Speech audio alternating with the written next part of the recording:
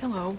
My husband and I recently bought some new all-terrain tires to replace our passenger tires on our Toyota 4Runner after a camping trip in which we were towing our A-liner trailer in southern Utah and the Mojave Preserve, and we managed to get 2 flat tires from driving on rocky roads, off-road and towing.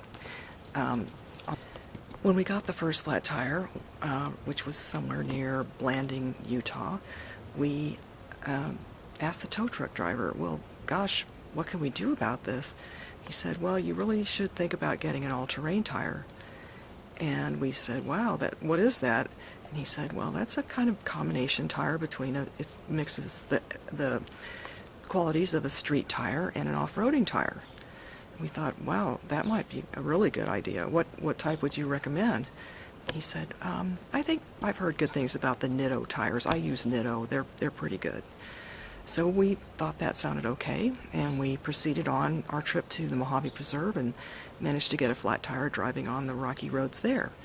And we asked that tow truck driver, what would he recommend for an all-terrain tire? He said, lots of people use the BF Goodrich KO2. It's really highly regarded. So we thought that's a great idea too. We'll go home and look at those 2 tires, which we did. Went home and started doing a lot of research. And after a couple days, suddenly came across this random comment by a person on a YouTube video that to avoid premature wear on your off-roading trips, you really should not have a P-rated tire. You should have an LT-rated tire. Well, we didn't really know there was a P and an LT. So what I'm getting at here is that my husband and I really could use a book called Off-Roading for Dummies. Anyway, we've done the research that we've done a lot of research. We've read a million blogs, talked to lots of tire stores, and the one factor that I could not really find an answer to was the road noise question. Some people would say the road noise was silent on their tires. Others would say it was too noisy or it was too stiff, or it all depended on, I think, what people had been used to driving in their previous tire. So the point of my video is to provide some real-world noise testing, comparing the road noise level with our passenger tires on our 4Runner, and then comparing that to our new all-terrain tires on the 4Runner, doing the same drive for both at similar speeds and similar weather conditions. Your noise experience might be different in your car. This car is a little bit like a truck. I think it's built based on the Toyota Tacoma truck. But at least it will give you some idea of the relative noise from the 2 tires that we have tried. I'll show you both of those now. This is our current tire, the one that gave us the 2 flats on our last trip. It's a passenger tire, the Bridgestone Dueler H. It's been pretty good, except for the flat tires. We've enjoyed it. It's been pretty smooth, seemed to have a nice ride. No complaints except for that one issue. Granted, we forgot or didn't know we were supposed to air down the tires on rocky roads. And here is the new tire, the Nitto Ridge Grappler. Same size as our previous tire, LT rated tire, load range E, because we are towing a trailer and carrying lots of gear. So we decided to go for the stiffer sidewalls, I assume, more plies and stiffer sidewalls. Boy, is that a macho looking tire. I don't care, I just hope it works. And here are the road tests.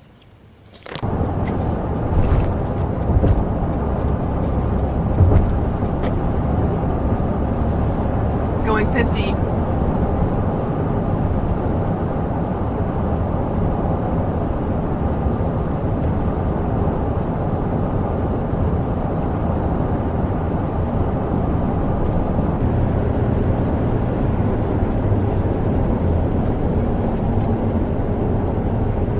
Going 50.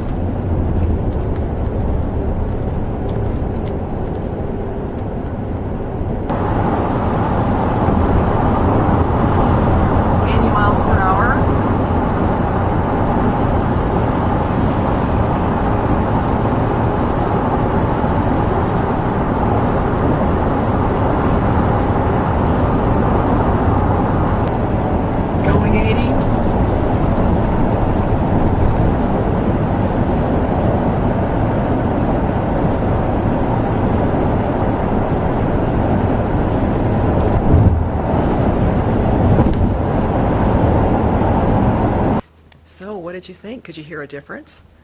Neither could I. That's a good thing.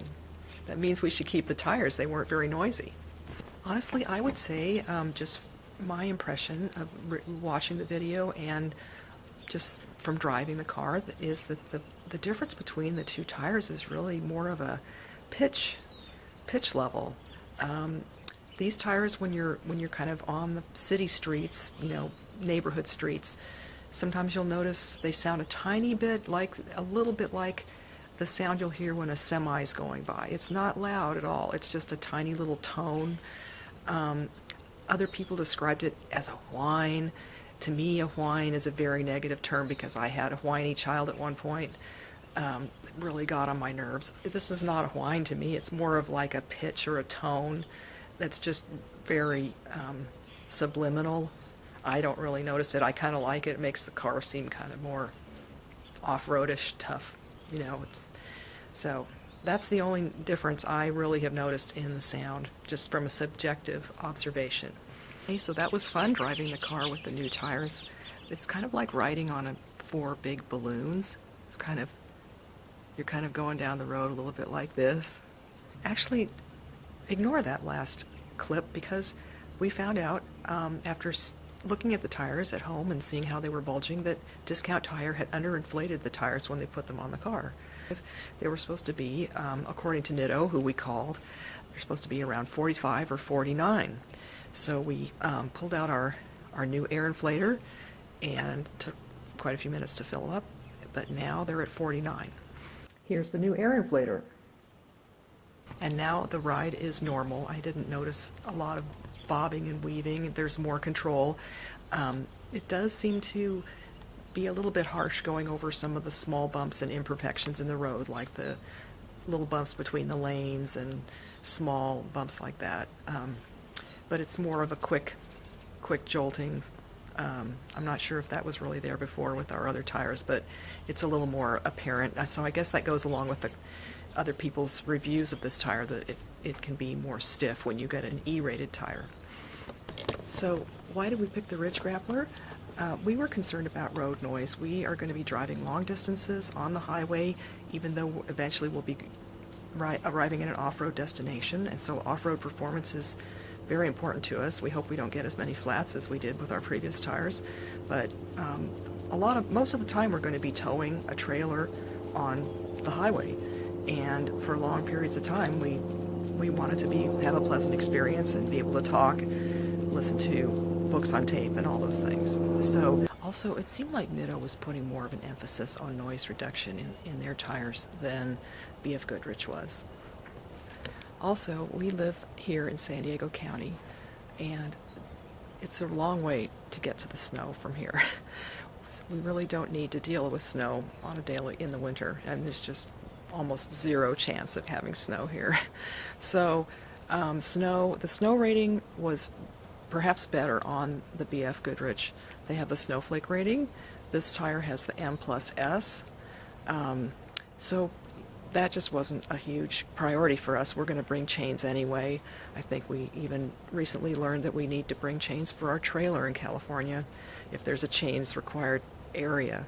So that was another factor.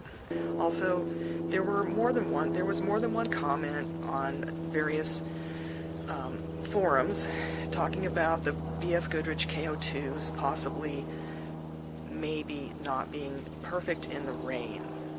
And I can't testify as to whether they're good or bad in the rain. That's just what we read, and we couldn't help but be a little bit influenced by that. We also were very much leaning toward the Nitto Terra Grappler G2. But when I went to Discount Tire to compare the BF Goodrich to the Nitto G2, and it looked like the G2 was maybe just not enough off-road performance, or it didn't look like it could hold up quite as well. Just looking at the tread, just a gut feel.